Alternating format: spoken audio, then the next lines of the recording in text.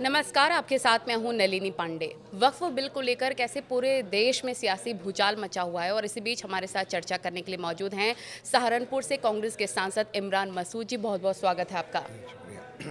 इमरान जी, सबसे पहला सवाल तो ये कि लोकसभा में जितने भी भाषण हुए हैं वक्फ बिल को लेकर, उस दिन को आपने काला दिन करार किया है और उस वक्त जब आप बोल रहे थे लोकसभा में काफ़ी गुस्से में भी थे। क्या लगता है आपको कि वक्फ संशोधन बिल कैसे मुसलमानों के अधिकार के खिलाफ है? नहीं, ये मुसलमानों के अधिकार के बात नहीं है। ये वक्फ बिल संविधान के खिलाफ है। ये वक्फ बिल संविधान की जो मूल भावना है उसके ऊपर चोट करने के खिलाफ है। राइट टू इक्वलिटी का राइट हमें संविधान ने दिया। ये बाबा साहब के, भीमराव अम्बेडकर के उन सपनों को तहस नहस करने का बिल है, कानून है, जिसने देश की आत्मा को झकझोर कर रख दिया। हम उस रास्ते के ऊपर कदम रख रहे हैं और ये मैं नहीं कह रहा हूँ, पार्लियामेंट में भी सब लोगों ने बोला कि आज ये वक्फ के ऊपर हमला है। ये देश के अंदर देश की जो प्रॉपर्टीज़ हैं उनके ऊपर निगाह है। अभी ये आप आज का ही है, ऑर्गेनाइज़र आरएसएस का पूरा वो है, ऑर्गेनाइज़र के अंदर एक लेख आ गया है और जो हम लोग बात बोल रहे थे वो सबकी ज़बान पर निकल के आने लगी है। ये रहा, RSS focus shift to Catholic church land after successful passage of Waqf bill in parliament. ये आरएसएस ने शुरू कर दिया काम। अभी तक तो वक्फ के पास सबसे ज़्यादा ज़मीनें थीं, अब इसमें बता रहे हैं कि कैथोलिक चर्च के पास 17 करोड़ एकड़ से ज़्यादा लैंड है। 17 करोड़ एकड़ से ज़्यादा लैंड। पार्लियामेंट में कैसे बोला जाता है? माननीय गृह मंत्री जी ने कहा कि वक्फ के पास 39 लाख एकड़ लैंड है। आपने पार्लियामेंट में स्टेटमेंट दिया है तो आपको प्रूव करना पड़ेगा कि वो कहाँ है। या तो आप आज झूठ बोल रहे हैं या आपकी सरकार कल झूठ बोल रही थी। आपके 2021 के अंदर केंद्र सरकार ने एफिडेविट देकर के कहा कि हमने वक्फ की सारी प्रॉपर्टियों का डिजिटलाइज करा दिया। सुप्रीम कोर्ट में एफिडेविट देकर कहा। तो या तो आप कल झूठ बोल रहे थे या आज झूठ बोल रहे हैं। और ये जो काम आपने शुरू किया है, ये आज वक्फ कराया आपने, कैथोलिक का स्टार्ट हो गया, इसके बाद सिख हैं, जैन हैं और फिर आर्य समाज के ऊपर नज़र है कि आर्य समाज की सारी संस्थाओं को कैसे कब्जाया जाए। फिर उसके बाद ये तमाम बड़े मंदिरों के पास बहुत कुछ है, इन बड़े मंदिरों को कैसे किया जाए। चूँकि एक कानून इस तरह का बन रहा है कि आप उनकी ज़मीनों को क्यों छीनना चाहते हो, जो वेलफेयर के लिए ज़मीनें थी। आप वक्फ के वेलफेयर की बात कर रहे हो। बद्रीनाथ मंदिर का ट्रस्ट बना था 1939 में मेरे ख्याल से। उसकी बहुत सारी प्रॉपर्टी कुछ रामनगर में है, देहरादून में है, लखनऊ में है, उसके अलावा बहुत हिंदुस्तान में, नेपाल में भी है और लोगों ने कब्जा की हुई हैं। आज तक आपका ध्यान क्यों नहीं गया? डबल इंजन ट्रिपल इंजन की सरकारें आप चला रहे हो तो आप मंदिर ट्रस्ट की ज़मीनें, भूमियाँ खाली क्यों नहीं करा पा रहे हो? खाली कराइए ना। और आप हमें कह रहे हो कि हमने हमारे वेलफेयर का काम करेंगे। इस पूरे कानून के अंदर वेलफेयर नहीं, लूट का नाम है। वेलफेयर क्या करेंगे आप? एक जगह भी, पूरी जगह आपने कहा हो कि हम ऑर्फेनेज बनाएंगे, हम तलाकशुदा महिलाओं को भत्ता देंगे, हम जो पसमंदा आप करते हैं उन पसमंदा बच्चों के लिए स्कूल चलाएंगे। आप पसमंदा का नारा लगा करके बांटने की तो बात करते हो, लेकिन पसमंदा के नाम पर क्या कर रहे हो आप? स्कूली बच्चों की, जो हमारे बच्चे होते थे उनकी छात्रवृत्ति आपने काट दी। उनको छात्रवृत्ति नहीं मिलती है।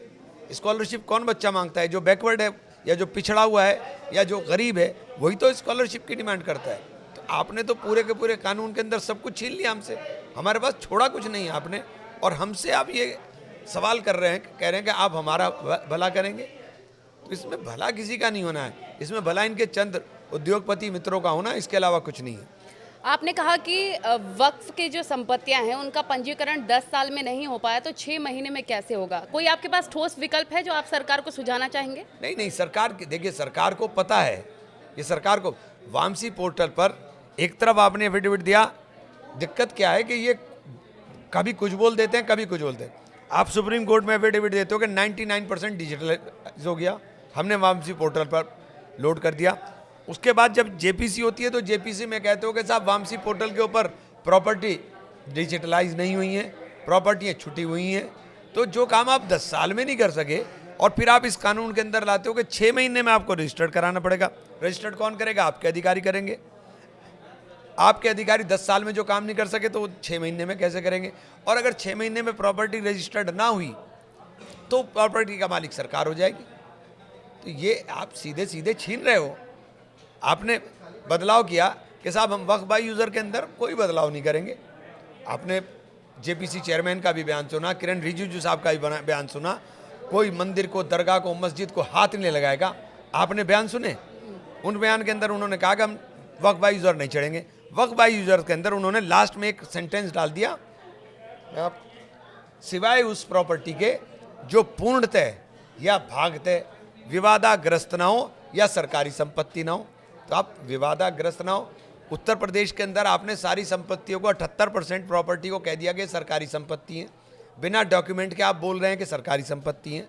आप एक भ्रम वाली स्थिति पैदा करके रखना चाहते हैं। देखिए, लिटिगेशन के अंदर सब चीज़ें फंसनी है, मुकदमों की बाढ़ आनी है। लेकिन आपके बयान, मैं उन्हीं के बयान बता रहा हूँ, आपने वक्फ बाई यूज़र के ऊपर दिया और लाइन एक छोटी सी उसके अंदर बढ़ा दी।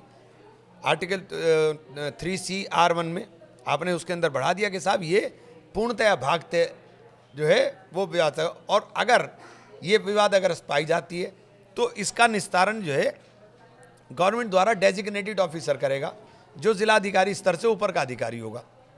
एक अधिकारी को तय करने की आप पावर दे रहे हो कि वो तय करेगा, और वो तय कब करेगा इसके कोई समय सीमा नहीं है, इसकी कोई समय से ट्रिब्यूनल आपने कहा कि वक्फ बोर्ड हम कानून इसलिए लाए कि वक्फ के अंदर एक आदमी को पावर चली गई थी कि ट्रिब्यूनल जो है उसका फैसला अंतिम फैसला होता था। ये भी गलत, और उसकी कोई वो हाई कोर्ट में उसके लिए ऊपर जा नहीं सकते थे किसी भी ट्रिब्यूनल के। एक ट्रिब्यूनल नहीं, हिंदुस्तान में 17 या 18 ट्रिब्यूनल हैं। किसी भी कई ट्रिब्यूनल ऐसे हैं जिनके फैसले को आप रिव्यू कराने के लिए हाई कोर्ट जा सकते हो। वही कंडीशन इसमें थी, रिव्यू आप हर सूरत में, और आपने शोर मचा दिया कि उसके पास अंतिम ताकत थी। अब आपने अंतिम ताकत तो एक IAS ऑफिसर के हाथ में दे दी, और वो डिसाइड कब करेगा ये भी तय नहीं किया कि वो कब डिसाइड, और जब तक वो डिसाइड नहीं करेगा तब तक वो प्रॉपर्टी गवर्नमेंट की रहेगी। तो आप तो सारी ईदगाह, सारी दरगाह, सारे खानका, सारे इमाम बाड़े, उन सबके ऊपर कब्जा करके कराने चाहते हैं। अब बीजेपी ये दावा कर रही है, पूरी बात होनी चाहिए। माननीय गृह मंत्री जी ने पार्लियामेंट में स्टेटमेंट दिया 123 दिल्ली की प्रॉपर्टीज, आपने भी सुना। लोगों को ये लगा कि 123 प्रॉपर्टी क्या है। एक तरफ तो आप कह रहे हैं कि हम आपकी दरगाह नहीं छेड़ेंगे, हम आपकी मस्जिद नहीं छेड़ेंगे, हम आपकी ईदगाह को नहीं छेड़ेंगे, हम आपके खानका को नहीं छेड़ेंगे। अब वो 123 प्रॉपर्टी कौन है? वो 123 प्रॉपर्टी ईदगाह, दरगाह, खानका, मस्जिद, ये 123 हैं। पार्लियामेंट में आप कह रहे हैं कि पार्लियामेंट भी चला जाता। कितना मतलब झूठ पार्लियामेंट के अंदर आप बोल रहे हैं, कितना असत्य आप पार्लियामेंट के अंदर बोल रहे हैं। पार्लियामेंट के सामने एक मस्जिद है और उस मस्जिद के इमाम मेंबर ऑफ पार्लियामेंट भी हैं। उस मस्जिद को आप कह रहे थे कि ये मस्जिद सरकार की है। 1911 के अंदर जब लुटियन जोन बनाने के लिए लैंड एक्विजिशन स्टार्ट हुआ, उस लैंड एक्विजिशन में वो मस्जिद रायसीना गांव की मस्जिद है, सुनहरी बाग मस्जिद है, इंडिया गेट के ऊपर मस्जिद है। वो ये 123 प्रॉपर्टी है। मैं जो आपको बताऊं, उन 123 प्रॉपर्टी में कोई भी सरकारी दफ्तर नहीं है। अब प्रधानमंत्री, गृह मंत्री जी कह रहे हैं 123 प्रॉपर्टी है, हजारों करोड़ की कब्जा कर बैठे। हम कब्जा के बैठे? ASI मॉन्यूमेंट के नाम पर आप हमारी मस्जिदों में हमें नमाज नहीं पढ़ने देते, तो हम कहाँ से कब्जा के बैठे? अब वो 123 प्रॉपर्टी का जिक्र बार बार इसलिए कर रहे थे कि लोगों में एक भ्रम की स्थिति हो। आप तो कह रहे हो कि हम आपकी मस्जिदों को नहीं छेड़ेंगे, ईदगाहों को नहीं छेड़ेंगे, तो आप तो 123 के अंदर ये सारी की सारी ही ले रहे हो। ये सुनहरी बाग की मस्जिद है, इंडिया गेट के ऊपर बनी हुई मस्जिद है, ये टोटल 123 प्रॉपर्टी है जो वक्फ बोर्ड की हैं। बीजेपी ये दावा कर रही है कि वक्फ संशोधन बिल गरीब मुसलमानों के हित में है। आपको क्या लगता है? 5 पॉइंट्स आप बताएं कि क्या कमी है इस बिल में। मैंने अभी इतना लंबा आपको बताया है। इस बिल में एक पॉइंट मुझे बताइए जो गरीब, जिसमें गरीब शब्द लिखा हो। इस पूरे बिल में एक लाइन बताइए जिसके अंदर बच्चों के लिए कोई। क्या आपको लगता है कि यही वजह कि ओवैसी ने लोकसभा में बिल फाड़ दिया? नहीं, तो बिल देखिए, बिल फाड़ कर उन्होंने महात्मा गांधी का बारे में कहा था कि महात्मा गांधी ने भी बिल को फाड़ करके इस तरह रख दिया था, वो एक तो बहुत आपको लगता है सही किया उन्होंने? तो सही किया। तो और आदमी क्या करेगा, गलत क्या किया ओवैसी साहब ने? सही किया बिल्कुल, उसमें गलत क्या है? आप हमारी मौत का फरमान दे रहे हो, हम फाड़ भी ना सकें? ये तो आप हमारी मौत का फरमान जारी कर रहे हो। वक्फ बिल को आप सुप्रीम कोर्ट में भी चैलेंज कर दिया गया है, क्या लगता है सुप्रीम कोर्ट फैसला सुनाएगा इस पर? देखिए, सुप्रीम कोर्ट कस्टोडियन है संविधान के, और यहाँ संविधान को रौंदा गया है। बात मुसलमान की नहीं है, बात वक्फ की नहीं है। यहाँ राइट टू इक्वलिटी को ख़त्म किया गया है। आपने बार बार शोर मचा दिया ट्राइबल ट्राइबल ट्राइबल। बताइए कौन आदिवासी बेचारा हमारी ज़मीन दे रहा था और हम ले रहे थे? लेकिन ट्राइबल का जिक्र आपने मचाया इसलिए कि आप लक्षद्वीप की ज़मीनें हड़पना चाहते हैं। लक्षद्वीप के अंदर ट्राइबल मुस्लिम रहते हैं, आपने उनको उनके अधिकार से वंचित कर दिया। वक्फ जो है, हम बार बार जो कहते हैं कि भाई आप वक्फ को समझ तो लीजिए कि वक्फ है क्या। वक्फ कोई हमारे लिए ऐसी चीज़ नहीं है। वक्फ हमारे लिए हमारे जो पर्सनल लॉ है उससे निकल कर आया। हर मुसलमान जो जिसकी हैसियत होती है वो अल्लाह की राह में वक्फ करता है। आपने उनको वक्फ करने से रोक दिया, तो आपने धार्मिक स्वतंत्रता भी छीन ली हमारी। आपने हमारी संस्थाओं के अंदर सबको रखना है, लेकिन दूसरी संस्थाओं के लिए क्या करेंगे आप? नीतीश कुमार ने वक्फ बिल का विरोध नहीं किया, अगर करते तो क्या लगता है आपको बिल पास नहीं होता? देखिए, नीतीश जी और चंद्रबाबू नायडू साहब, इनको देश माफ़ नहीं करेगा। इन्होंने बहुत छल कर करके हमारे वोटों को हासिल किया है, और जितने लोग छल कर करके वोट हासिल करने वाले लोग हैं उनको माफ़ नहीं करेंगे लोग, क्योंकि ये इससे बड़ा हमला नहीं हो सकता हम पर। इससे बड़ा हमला नहीं हो सकता, ये तो सबसे बड़ा हमला है। जयंत चौधरी को लेकर भी लोग कह रहे हैं कि उनको विरोध करना चाहिए था बिल का। निश्चित रूप से करना चाहिए था। चौधरी चरण सिंह जी की आदर्शों को और चौधरी चरण सिंह की परिपाटी को आगे बढ़ाना चाहिए था। अभी आ रहा है नंबर आर्य समाज का भी, तब क्या करेंगे? आर्य समाज के ऊपर भी नजरें लगी हुई हैं। अखिलेश यादव का कहना है कि बीजेपी 80-20 का नारा जो चलाने की कोशिश कर रही है वो नहीं चलने वाला है, इस पर आपका क्या कहना है? 24 सांसद मुसलमान पार्लियामेंट में हैं, सिर्फ 24, और 232 ने विरोध में वोट किया है। 232 ने विरोध में वोट डाला है, सिर्फ 24 सांसद हैं। तो देश का मूड क्या है, देश का मिजाज क्या है, ये जानने के लिए राहुल जी का भी भाषण देख लीजिए। राहुल जी का पार्लियामेंट में तो इस पर क्योंकि और हम लोगों ने लीड लिया था, उसमें राहुल जी का जो भाषण है वो देख लीजिए। खड़गे साहब ने जो पार्लियामेंट में बोला है वो देख लीजिए। तो देश के अंदर क्या माहौल है और क्या हालात है वो पता चल जाएंगे। मोहन भागवत का कहना है कि हिंदुओं को संगठित होना चाहिए, शमशान मंदिर और पानी सब हिंदुओं के लिए होना चाहिए। बहुत अच्छी बात है, बहुत अच्छी बात है। तो फिर मंदिर के अंदर भी इनको रखने का काम करें ना, ट्रस्ट के अंदर भी दलितों को रखने का काम करें ना, संघ प्रमुख भी दलित को बनाने का काम करें, आदिवासी को बनाने का काम करें, बैकवर्ड को बनाने का काम करें, या ये सिर्फ आपके आगे काम करने के लिए काम करेंगे? मायावती भी वक्फ संशोधन बिल का काफ़ी विरोध कर रही थी, क्या आपको लगता है कि वोट बैंक के खातिर वो इस तरह का समर्थन दे रही हैं? वो कह रही हैं कि हर संघर्ष में मुसलमानों के हम उनके साथ रहेंगे। मुसलमान का संघर्ष नहीं है, ये देश के संविधान का संघर्ष है। ये मुसलमान का संघर्ष है ही नहीं। सीएम योगी आदित्यनाथ कह रहे हैं इस बिल को लेकर कि इस बिल के आने के बाद कोई डकैती, कोई लूटपाट जैसी घटना नहीं होगी। अब तो आप 10 साल से क्या कर रहे थे? अगर वहाँ ये डकैती कर रहा था और लूट कर रहा था वक्फ बोर्ड, तो आप क्या कर रहे थे? वक्फ बोर्ड के इंचार्ज तो आप ही थे। ये तो सवाल आप अपने ऊपर ही खड़ा कर रहे हैं, मुझे क्या जवाब देने की जरूरत है इसमें? मसूद साहब, कांग्रेस इस बिल के खिलाफ है, क्या लगता है कि वोट बैंक के नाते इसकी खिलाफत आप लोग कर रहे हैं? वोट बैंक की बात कहाँ है? ये तो देश के संविधान की बात है भाई। समुदाय को खुश करने नहीं नहीं, एक समुदाय की बात नहीं है, ये देश के संविधान की बात है। ये देश के संविधान के ऊपर हमला है। जब ये बार बार नारा लगा रहे थे कि 400 के पार दे दो हमें, संविधान बदल देंगे, लोगों को समझ में आ गया, लोगों ने इनकी ताकत कम कर दी। अब ये पार्टली उस संविधान के ऊपर प्रहार कर करके संविधान को बदलने की बात कर रहे हैं, और ये संविधान के ऊपर हमला ही है, ये मुसलमान पर हमला नहीं है, और ये सबकी समझ में आ रहा है। बीजेपी कह रही है कि वक्फ बोर्ड में काफ़ी ज़्यादा भ्रष्टाचार है, जिस वजह से लूट खसोट होती है, जब्तीकरण होता है। क्या आप मानते हैं कि वक्फ बोर्ड में सुधार की ज़रूरत नहीं है? नहीं, वो एक अलग विषय है। देखिए, अगर बीजेपी इसके अंदर क्या किया इन्होंने कि इसके अंदर इन्होंने जो सेशन ट्रायल होता था पहले, इन्होंने उसे कट कर दिया और उसे जुडिशियल जूनियर मजिस्ट्रेट के पास और जो सजा का प्रावधान था, पहले जमानत करानी पड़ती थी, अब इसमें जमानत भी नहीं करानी पड़ेगी। आपने तो अपराधियों के हाथ खोल दिए। तो आप कहाँ टॉलरेंस की बात कर रहे थे भ्रष्टाचार की? इसमें तो भ्रष्टाचार का पूरा अड्डा बनना है। आपके क्षेत्र के लोगों की क्या राय है? आपने उनसे बातचीत करी, उनकी क्या उम्मीदें हैं आपसे?